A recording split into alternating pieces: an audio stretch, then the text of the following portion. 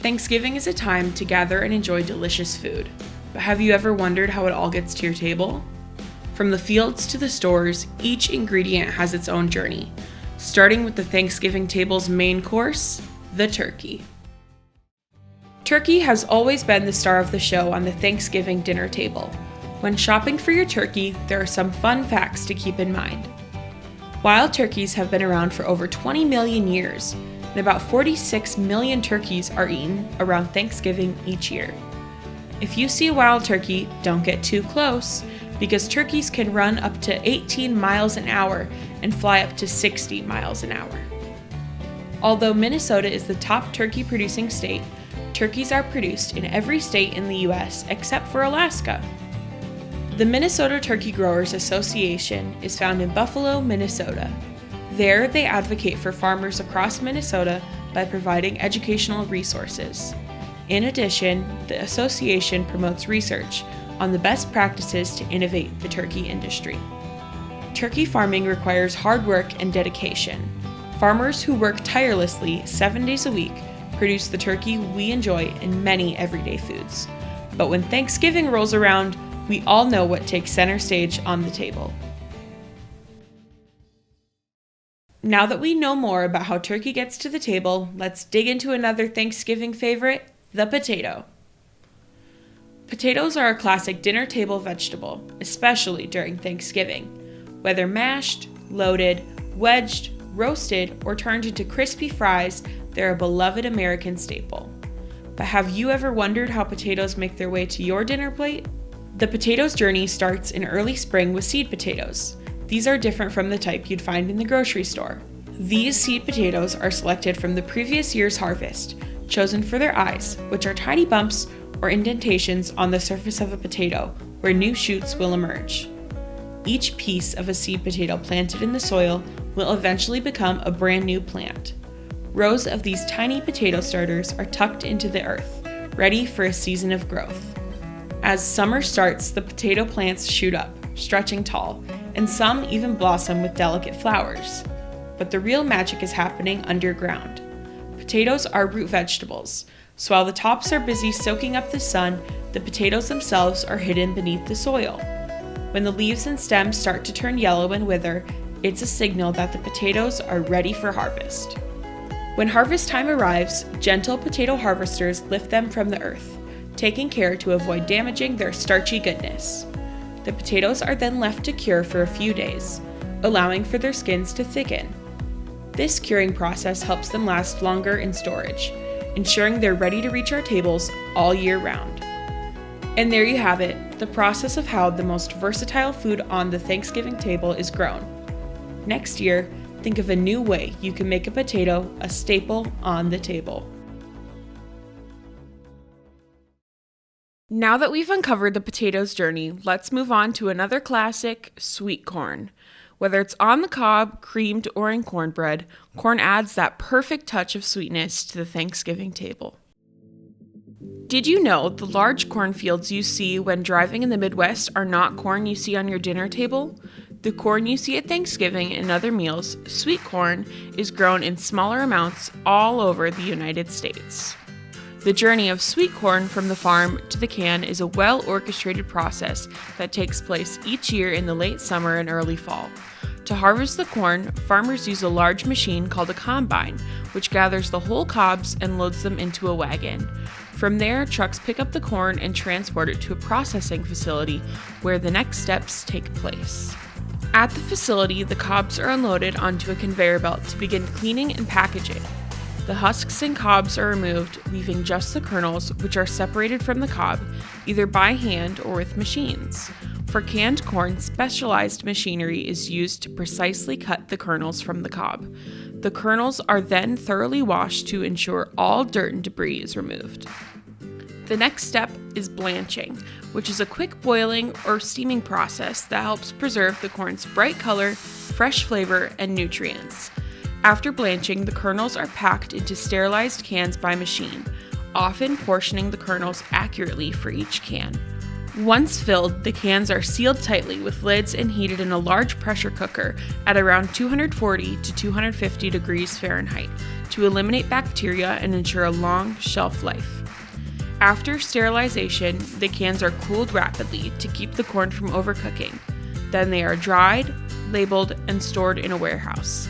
Finally, the finished canned corn is shipped out to grocery stores, ready to be enjoyed in homes around the world.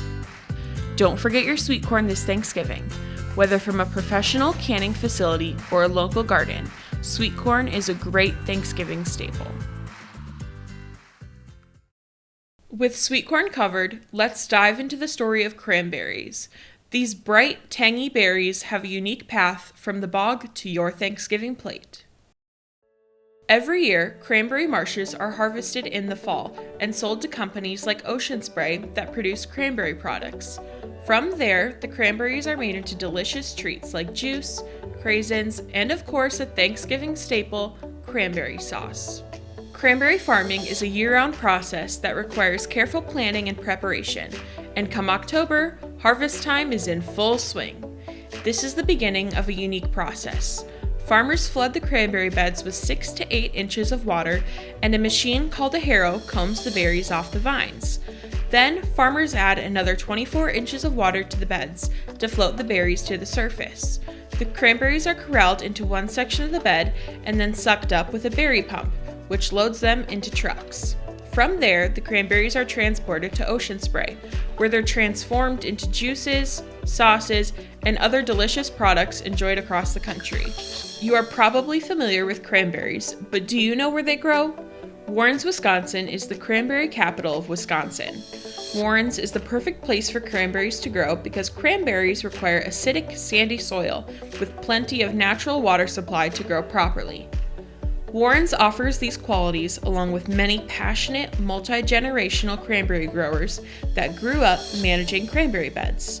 A bed is an area of land that is dug down into the ground where cranberries are grown and harvested. They are dug down to be closer to the water table that nourishes the fruit.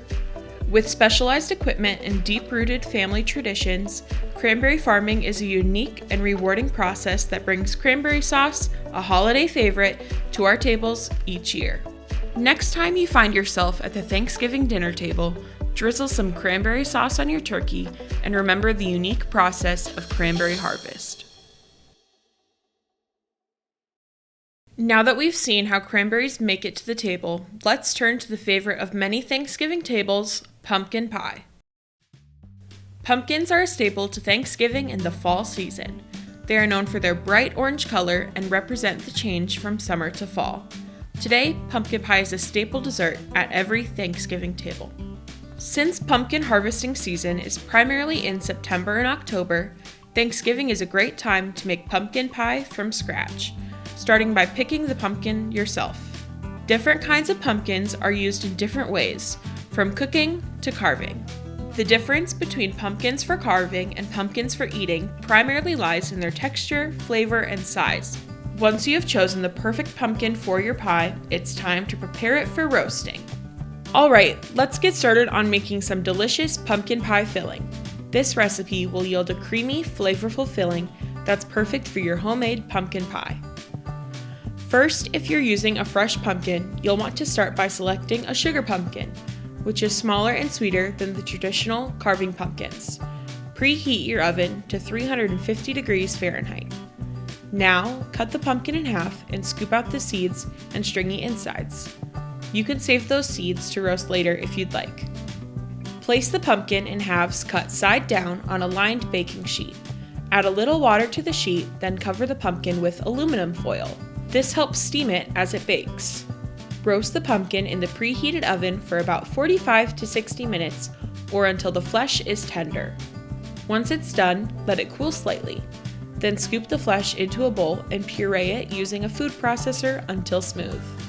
Now that you have your pumpkin puree ready, let's gather the rest of the ingredients for the filling. For this recipe, you will need the following ingredients: granulated sugar, ground cinnamon, ground nutmeg, ground ginger, salt, eggs, and evaporated milk. You can find the measurements on your screen. Once all the ingredients have been added to the food processor, Blend the ingredients until the filling is smooth and creamy. Now that your filling is ready, it's time to transfer it into a pie crust. If you're using a homemade crust, make sure it's rolled out and placed in a pie dish. If you're using a store-bought crust, simply fit it into your dish. Carefully pour the pumpkin filling into the prepared crust, spreading it evenly. Now, place the pie in the oven still at 350 degrees Fahrenheit. Bake for about 45 to 50 minutes, or until the filling is set and the crust is golden brown. Once baked, let the pie cool at room temperature for at least 2 hours to allow the filling to firm up. And there you have it! Your homemade pumpkin pie filling is ready to shine at your Thanksgiving table. Serve it with whipped cream on top and enjoy every delicious bite. Happy baking! With pumpkin pie on the menu, let's not forget the finishing touches. Dairy products like butter and whipped cream add that perfect addition to our favorite Thanksgiving dishes. Thanksgiving dishes are good by themselves, but dairy products are what makes them great. Butter is a staple Thanksgiving ingredient that melts perfectly on lots of dishes. Another way to add dairy to the table is by pairing whipped cream with a classic Thanksgiving dessert, pumpkin pie. Although most people buy their butter and whipped cream at the store, the products are pretty easy to make at home. To make butter at home, all you need is a mixer, 4 cups of heavy whipping cream, and a pinch of salt if you prefer salted butter. You will also need a bowl of cold water and maybe a kitchen towel to save time on cleanup. Add the ingredients to the mixer bowl and turn the mixer on medium speed. You may want to place a kitchen towel over the top of the mixer as the heavy cream will splatter and could make a mess. The heavy whipping cream will separate into buttermilk and butter once it has been in the mixer long enough. The buttermilk you can use for pancakes, biscuits, and many other goods.